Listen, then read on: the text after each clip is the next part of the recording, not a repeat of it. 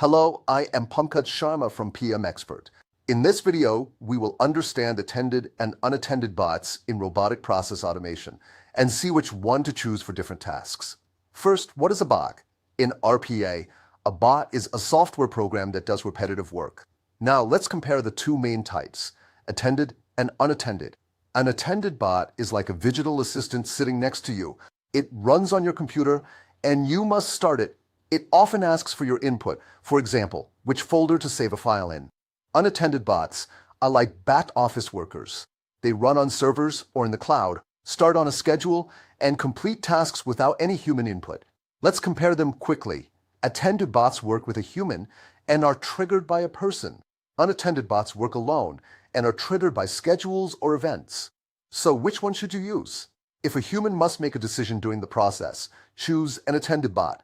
If the task can run overnight without anyone watching, choose an unattended bot.